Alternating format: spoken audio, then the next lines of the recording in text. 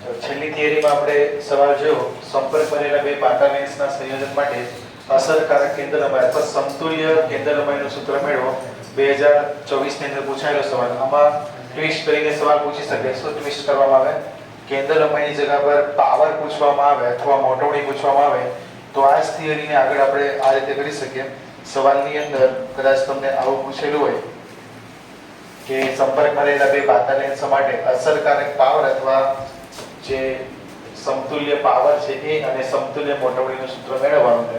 તો અહીંયા સુધીની જે ગણતરી છે તો સેમ જ રહેશે, પણ આગળ એની આગળ આપણે વધીએ તો લખી શકીએ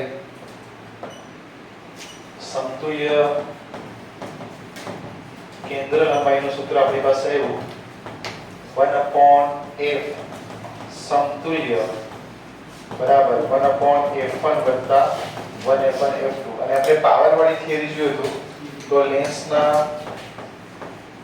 પાવરનું સૂત્ર યાદ કરો તો સૂત્ર હતું P બરાબર 1/f. કેમ કે લેન્સના પાવરનું જે વ્યાખ્યા આપી હતી શું હતી વ્યાખ્યા? તો કેન્દ્ર લંબાઈના વ્યસ્તને પાવર કહેવામાં આવે લેન્સનો, અથવા તો આપણે કહી શકીએ કે લેન્સની વડે જે કિરણો છે એના કેન્દ્રિત કે વિકેન્દ્રિત કરવાની જે ક્ષમતા છે એને લેન્સનો પાવર કહેવામાં આવે. તો આ સમીકરણનો ઉપયોગ ઉપર કરીએ તો લખી શકાય P સમતુલ્ય બરાબર P1 વત્તા P2. તો આ સિમ્પલ આ તમારું પાવરનું સમતુલ્ય સૂત્ર છે. કેમ કે 1/f1 બરાબર થશે P1 અને 1/f2 બરાબર થશે P2 અને 1/f સમતુલ્ય બરાબર થશે P સમતુલ્ય. કેમ કે P બરાબર થાય 1/f. તો આ પાવરનું સમતુલ્ય એટલે કે એનો મીનિંગ એવું થાય કે જ્યારે બે લેન્સોને સંપર્કમાં રાખવામાં આવશે આ રીતે બહિર્ગોળ લેન્સોને આપણે સંપર્કમાં રાખીએ તો આમની જે પાવર છે ક્ષમતા છે વધી જશે, કેન્દ્રિત કે વિકેન્દ્રિત કરવાની ક્ષમતા. બરાબર, આનો જ ઉપયોગ આપણે કરશું સંયુક્ત માઇક્રોસ્કોપ કે ટેલિસ્કોપની અંદર. એની ક્ષમતા વધારી હોય કે આપણે દૂરનું વધારે જોવું છે અથવા નજીકનું જે આપણે સૂક્ષ્મ અંતર જોવું છે તો એનો પાવર વધારવો છે લેન્સનું, તો બે લેન્સોને સંયોજનમાં રાખશું. સંયોજનમાં એટલે કે સંપર્કમાં રાખી દઈશું. બરાબર, એનું સંયોજન બનાવશું. તેવી રીતે સંયુક્ત મોટવણીનું સૂત્ર આપણે મેળવવાનું છે સમતુલ્ય મોટવણી માટે. સમતુલ્ય મોટવણી જેને આપણે m સમતુલ્ય કહીએ એ આપણે મેળવવાનું છે. બરાબર, તો એ મેળવવા માટે આપણે પહેલા તો લેન્સ એ માટે મોટવણી લખીએ. મોટવણી તો મોટવણીનું સમીકરણ આપણી પાસે લેન્સ માટે હતું.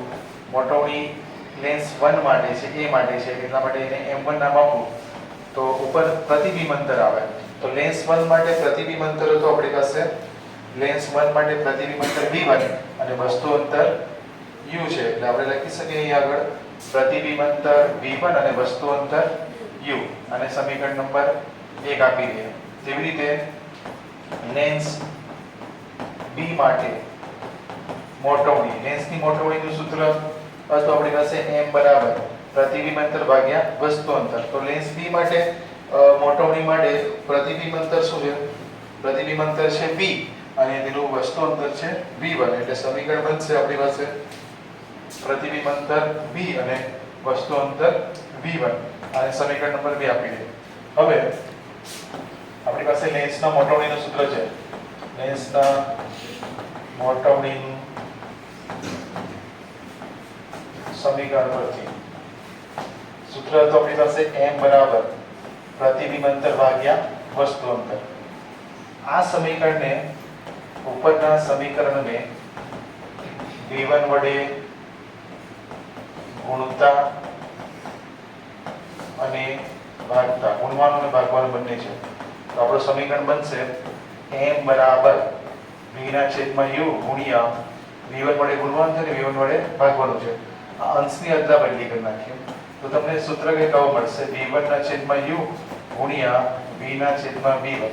હવે એને નંબર આપી દઈએ આપણે 3. હવે સમીકરણ 3 ને સરખાવો. જો સમીકરણ 1 અને 2 પરથી તો તમે જોઈ શકો v1 ના છેદમાં u બરાબર m1 આવે છે અને v ના છેદમાં v1 બરાબર થાય છે m2. તો તમે લખી શકો સમીકરણ નંબર 1, 2 અને 3 પરથી તમારું સમીકરણ આવ્યું m બરાબર m1 ગુણ્યા m2 એટલે કે મોટવણીનો ગુણાકાર થાય છે. આ તમારું સમતુલ્ય મોટવણીનું સમતુલ્ય આવ્યું. જ્યારે સંપર્કમાં બે લેન્સ હોય તો આવા તમારી પાસે n લેન્સ હોય તો m1 ગુણ્યા m2 ગુણ્યા dot dot up to mn સુધી, એટલે કે મોટા ઉડીનો ગુણાકાર થાય, પાવરનો સરવાળો થાય અને કેન્દ્ર લંબાઈનું આ રીતેનું વ્યસ્તમાં સંબંધ આવશે. બરાબર? તો આ સૂત્ર બરાબર તૈયાર કરવાના. આ સમતુલ્ય મોટવણી હતું, આ સમતુલ્ય પાવર, જેનો ઉપયોગ આપણે ઉપકરણની અંદર કરશું, પ્રકાશ ઉપકરણની અંદર.